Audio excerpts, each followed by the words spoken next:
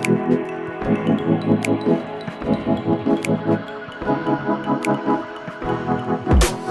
welcome back, everybody. I'm here with Montana Viking Mark Garnett. We are talking today about a case that the Supreme Court had hearings for on November 4th, 2020, called Fulton versus the City of Philadelphia. And as we're getting going here, I just want to read just a quick synopsis of the case there so you guys can know what we're talking about here. This is from ballotpedia.org. And it says, in 2018, the City of Philadelphia Department of Human Services began an investigation into two of its foster care provider agents for potential violations of the city's anti-discrimination law. The investigation was based on an allegation that the agencies refused to work with same-sex couples seeking to become foster parents. One of the agencies was a religious nonprofit organization, Catholic Social Services, or CSS. CSS confirmed that it would not certify same-sex couples as foster parents. The city stopped referring foster children to the agency, and CSS filed suit against the city in district court, citing violation of its rights under the First Amendment and under Pennsylvania Religious Freedom Protection Act. The district court denied the request, and CSS appealed to the Third Circuit, seeking emergency injunction relief pending appeal. The circuit court denied the request. Then CSS filed an emergency application to the Supreme Court for an injunction pending appeal or an immediate grant of, that's certiorari. I don't know what that word means. Do you know what that word means? Rory. Yeah. How's it spelled? CERTIORAIARI. I no idea.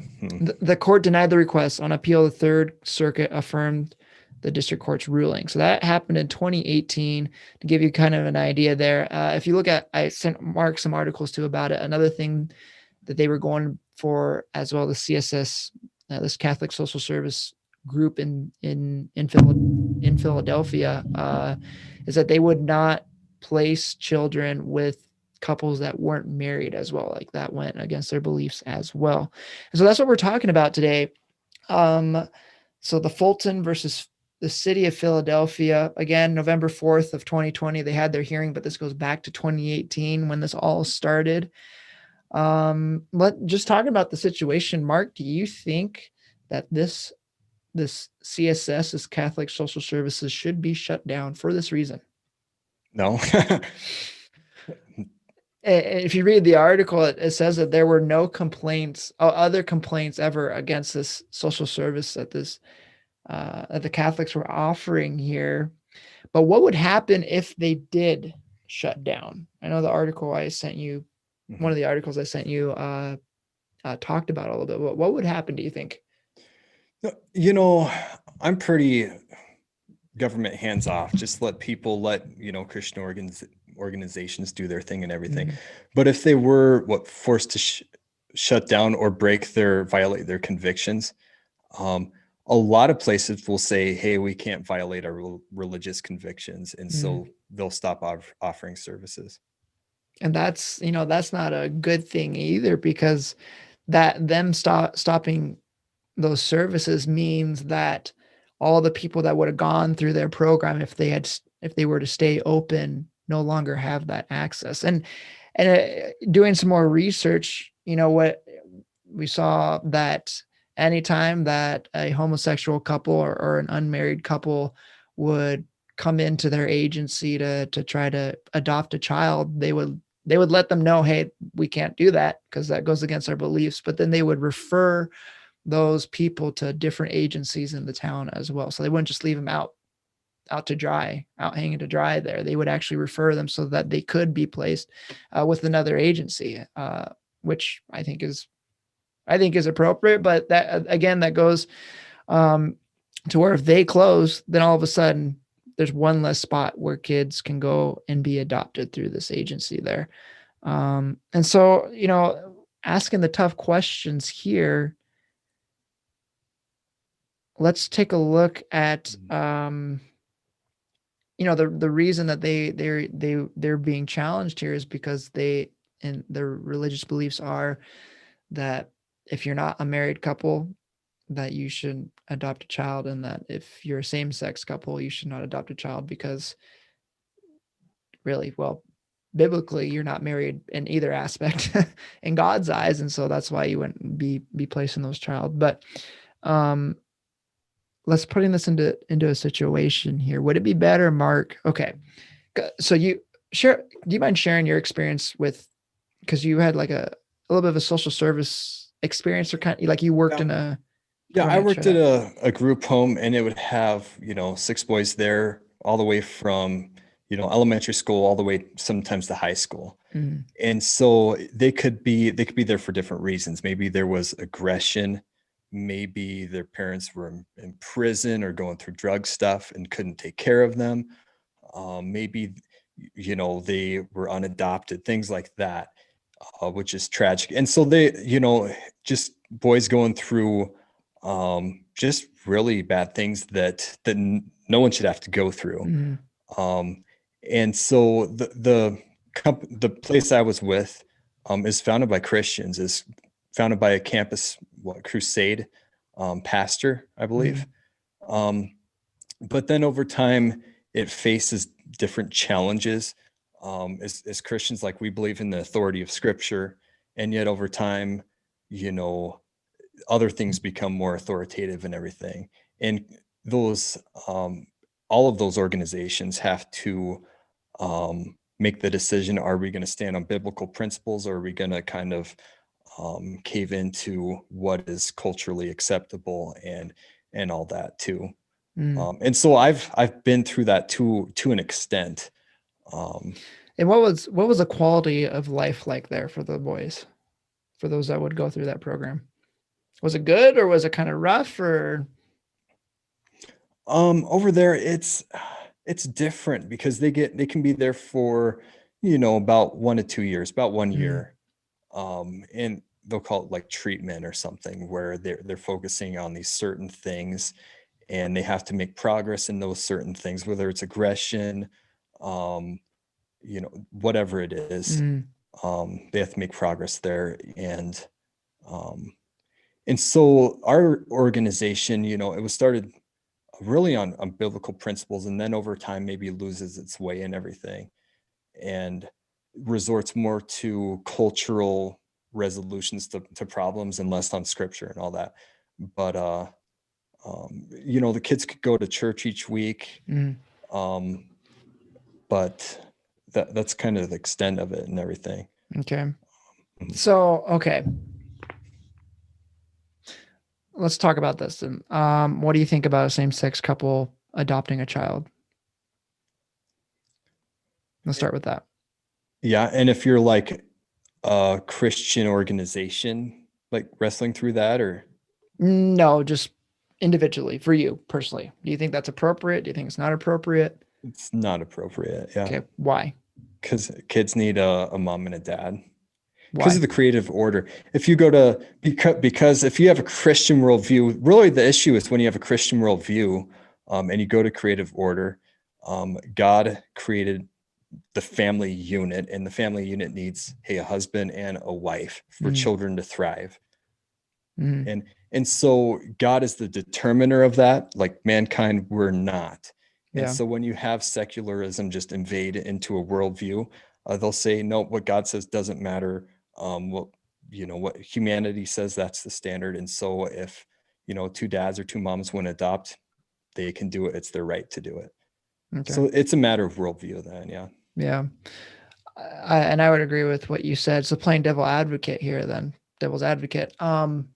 We understand that not everywhere the foster system is not good everywhere. That sometimes people try to take advantage of the foster system just to receive finances from the government. So they'll bring in kids and then not give them a good quality of life. Yeah. Did you hear And you, about the family, I think it's in Wisconsin, who they were fostering a ton of kids and they were using that money to, mm, like, what was it, vacation and things like that? yeah, And so you have that going on, I eh, probably not that widespread yeah, because the foster parents I know that have been extraordinary. and Yeah. everything. Yeah. Yeah. Yeah. And that's not, there are the good ones, but then you hear those stories too of where kids, they face abuse and even sexual abuse in these foster families. And so in those instances, then would it be better? Would it be better for them to be placed with a same sex couple just to get out of those situations, or just stick in those situations for a little bit longer to find a heterosexual couple? Like what would be the best Yeah. option there, you know? Yeah. Well, now we're getting into pragmatism, Mhm. which I'm not a fan of pragmatism. Like pragmatism would say, hey, if we do this thing that maybe isn't, that maybe scripture would say isn't good, Yeah. but it has good results. Hey, these kids will be with, instead of being with an abusive family that, that's a husband and wife, they'll be with this other family that love each other or whatever, two dads that love each other. Or at least that's the argument. Well, I'm not a fan of pragmatism, even if it Yeah. has, you know, those results. But really, it comes back to, hey, who's the determiner of the family unit? Is it God or is it mankind? Is it the Yeah. government? Yeah. And if you're a Christian, you have to say, hey, that's God. Mhm. And yeah. And I think and reading in that article, I think one of the things was a little bit to that is that they did not have even like foster parents. They did not, the system in Philadelphia did not have many people in foster parents in that system to be able to take these children and take them to those places, or even like the adoption rate was really down too there. And so And that's all over. that argument was used too, is like, well, Mhm. here's these Yeah. people who want to take these kids, and there's really isn't many other people to take kids, so you're going to prevent those people from taking kids too. And Yeah, that's all over the country. I mean, we would have it to where a kid wants to have foster parents in Lewistown, in my hometown and stuff. mm, And hey, there isn't one available in town. mm, And that's where all their friends are at. That's where they go to school. That's where all their relationships are at. And now they have to go somewhere else. And so foster kids, I mean, a lot of them have it really tough. yeah, Have a really just a been dealt a bad hand, to say, so to speak. But yeah, the Assemblies of God could be going through it to a degree, because don't they have Hillcrest? Have you ever heard of yep, Hillcrest? yep. Yeah. We And Christmas so time we donate to them. So they're probably wrestling through that issue to an extent. I don't know how it would impact them at Hillcrest. mhm, yeah, I just it's just I mean, again, going back to the CSS themselves individually, they are trying to run, it's a social service, and they are trying to run their program on a biblical basis. They're using the Bible as their guidance there. But I'm sure on it's past November 4th, or 3 days past right now. I'm sure there's arguments there saying, well, you are you are a government program, or you're being funded by the government, therefore you can't have this type of discrimination because of that. And as opposed to if it was like a private organization, like it was maybe like a Christian mega church that was I don't even know how that would work, if you would be able to be a social service without receiving some type of sponsorship from the government. But in that case, like, it'd be fine because you're not relying upon the government upon anything for that. Um, and so it's like, I'm sure at that hearing that argument was made. It's like, well, you're being supported by the government. You have to make sure there's not and so it's a Well, and I faced that, like, in our company that I was in and stuff. We had Obergefell come out in 2016, gay marriage decision from the Supreme Court and everything. And then we basically had that discussion at work afterwards. Hey, like, this is the law of the land. Like, you guys need to affirm it and everything. And well, as a Christian, like, we can't affirm it. yeah, yeah, But you face more, especially after 2016, Christians face a lot more pressure. And this was in a organization, in a nonprofit founded by Christians, mhm, that kind of then embraces it and everything.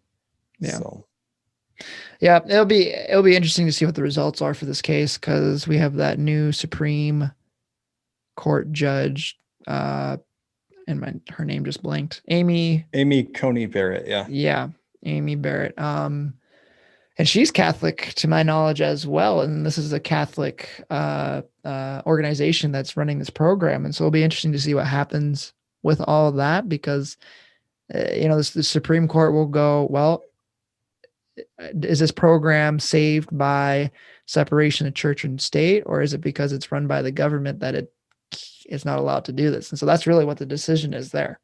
And I don't even know, even though we'd say that we kind of have a 6-3 majority, or conservatives do, I don't even know that they win that case in the Supreme Court, because John Roberts, I could see him siding the other way, and then maybe even Neil Gorsuch or something, with some of his decisions or thinking. I could see him deciding the other way too.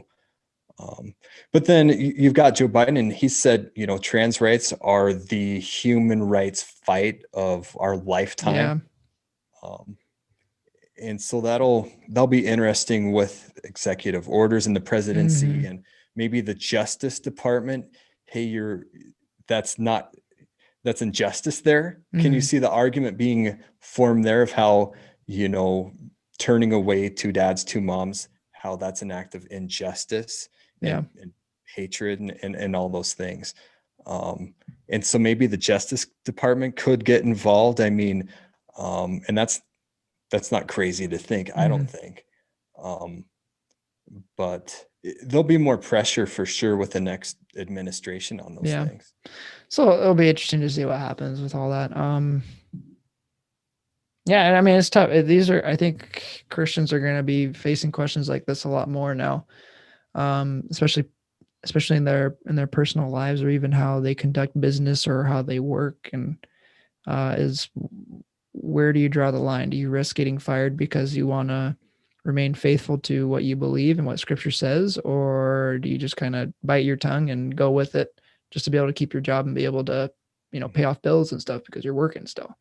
Or, we talked a little bit about this too on my channel, where, like as Christians, we're seeing like more hostility towards Christians running for office. But it doesn't just stop there. Now it's Christians in the realm of, adoption and foster care and everything. So we'll see a hostility there. And there was it was a story, I think, of foster parents. I'd have to go look it up and everything. But hey, if you want to be foster parents and everything, would you affirm, if your kid came out as trans, would you affirm that and go through with things there? And the last thing that we want to do as Christians really is, we don't want to just run away from, being in as elected officials, or being in foster care, or being in the world as doctors, or whatever the case is. The last thing we want to do is just run and hide from those areas. And yet we can't compromise on our convictions and all that. And so it'll be tough. How do you stay influential in those areas, and with, kids that need Christianity and the gospel, and yet not capitulate to it? So I think it's going to be a decision that Christians are going to have to face. And it's not bad to even start thinking about it now, so that you might be able to come up with an answer for how you'll handle it if you do face it too. So maybe, if anything, I know we didn't really do a deep dive into this subject here, but if anything, just to get you thinking about it, thinking about these type of things here, what happens when the government comes up against your beliefs, or if you line up your beliefs with the Bible? How much are you willing to give up for that? How much are you willing to give up in order to continue living a life biblically? So, but with all that said, I think I'm going to end it there. Well, I got one more thought. Go ahead. I always do it to the end. But, like in some states, in like California, we could name certain states that are more hostile towards Christians in those areas.